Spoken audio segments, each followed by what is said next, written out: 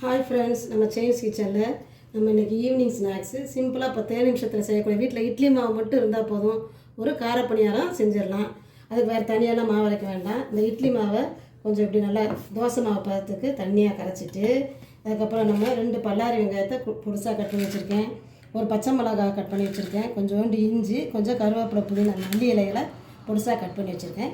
அதுக்கப்புறம் இதெல்லாம் வறுத்துட்டு நம்ம போடணும். எப்படி போடணும் நம்ம பார்ப்போம். வாங்க வீடியோக்குள்ளே போகலாம்.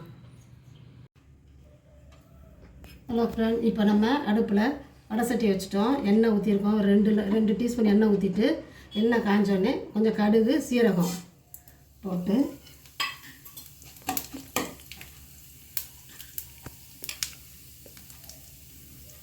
கடுகு சீரகம் பொரிஞ்ச உடனே நம்ம ஒரு டேபிள் ஸ்பூன் கடலைப்பருப்பு, ஒரு அரை டேபிள் ஸ்பூன் உளுந்தம்பருப்பு அதையும் போட்டுறணும்.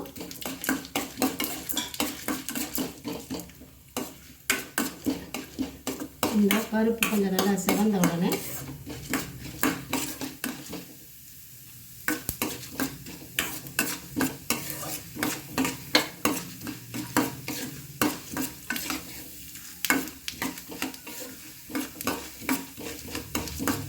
நம்ம இந்த பச்சை மிளகா, வெங்காயம் எல்லாம் போட்டுக்கிறதுனால இதுக்கு நம்ம சைட் டிஷ் ஒன்றும் வைக்கணும்னு அவசியம் இல்லை. தேவையான நம்ம கார சட்னி, தேங்காய் சட்னி இதெல்லாம் வச்சு சாப்பிட்டுக்கலாம். அப்படியே சாப்பிட்டாலும் நல்லா ருசியாக தான் இருக்கும். இப்போ வந்து பருப்பு இதெல்லாம் நறுக்கி வச்சுருக்கேன். வெங்காயம், பச்சை மிளகா, இஞ்சி, கட் பண்ணி வச்ச கருவேப்பிலை, மல்லி இலைகள் எல்லாத்தையும் போட்டு ஏற்கனவே நம்ம மாவில் உப்பு போட்டிருப்போம்.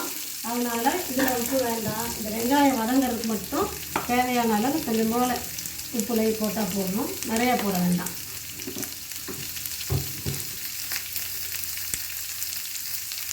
போட்டுட்டு கொஞ்சம் போல் பெருங்காயத்து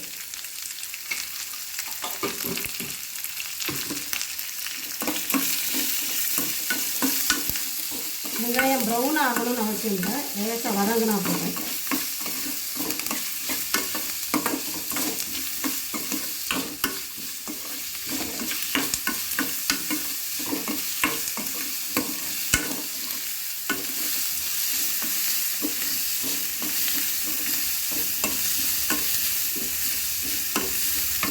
இதெல்லாம் உப்பு போட்டுறதுனால இந்த வெங்காயம் சீக்கிரமாகவே வதங்கிடும். லைட்டாக அந்த வெங்காயத்தோட கலர் மாறி கண்ணாடி பழம் வந்தால் போதும். நம்ம ப்ரௌன் ஆகணும்னு அவசியம் இல்லை.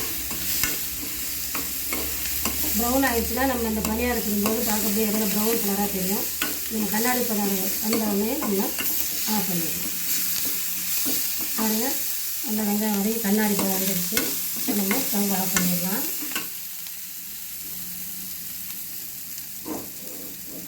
ஆஃப் பண்ணிவிட்டு நல்லா கொஞ்சம் நேரம் ஆற விடணும்.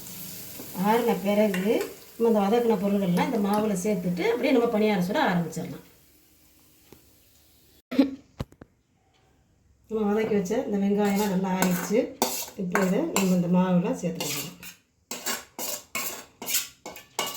இதுவே உங்களுக்கு பிடிக்குன்னா தேங்காயை கூட சின்ன சின்ன பொடி பல்லாக நறுக்கி போட்டுக்கிறோம். இப்படியே சேர்த்துட்டு அதையும் சேர்த்துக்கிடலாம். இல்லை தேங்காய் திருவி போட்டு வச்சுக்கலாம். இப்படி வேணாலும் சுட்டு அது ஒரு டேஸ்ட்டாக தான் இருக்கும்.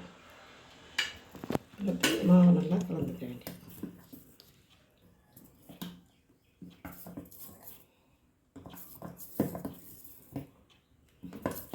இப்போ நம்ம வதக்கி வச்ச வெங்காயம், பச்சை மிளகாய் எல்லாம் அந்த மாவோட சேர்ந்து நல்லா மிக்ஸ் பண்ணியாச்சு.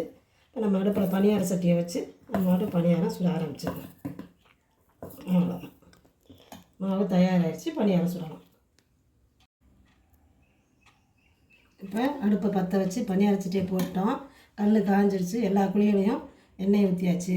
இப்போ நம்ம மாவு கொஞ்சம் கொஞ்சமாக எல்லா குழியில் கொஞ்சம் மேலே வர வரைக்கும் ஊற்றினா தான் குண்டாக வரும். கொஞ்சமாக ஊற்றுனீங்கன்னா சப்பி வரும். இந்த குழி ஃபுல்லாக வர்ற மாதிரி ஊற்றணும்.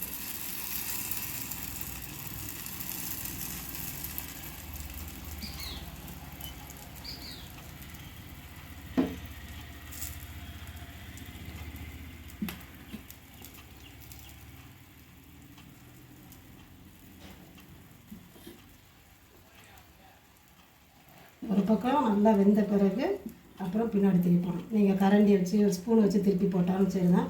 இல்லைன்னா அந்த திருப்பி போடுறதுக்கு சின்ன குச்சி மாதிரி இருக்கும், அதை வச்சு திருப்பி போடலாம். ஃபோக்கை வச்சு திருப்பி போட்டுக்கலாம். ஒரு பக்கம் நல்லா வெந்த பிறகு தான் அடுத்த பக்கம் திருப்பி போடணும்.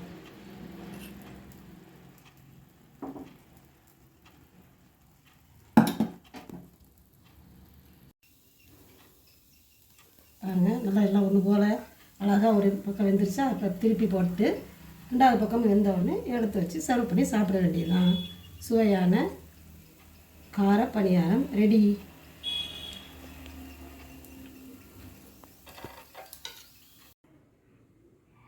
நல்லா பணியாரம் சுட்டு சாப்பிட்றதுக்கு தயாராக இருக்குது. இதேமாதிரி அளவுகளோட நீங்களும் சாயங்காலம் உங்கள் பிள்ளைங்க ஸ்கூல் விட்டு வந்தவுடனே 10 நிமிஷத்தில் ரெடி பண்ணி கொடுத்தாங்கன்னா நல்லா சந்தோஷமாக சாப்பிடுவாங்க. நீங்களும் செஞ்சு பாருங்கள். தேங்க்ஸ் ஃபார் வாட்சிங். இந்த வீடியோ உங்களுக்கு பிடிச்சிருந்துன்னா லைக் பண்ணுங்கள், ஷேர் பண்ணுங்கள், கமெண்ட் பண்ணுங்கள். தேங்க்யூ.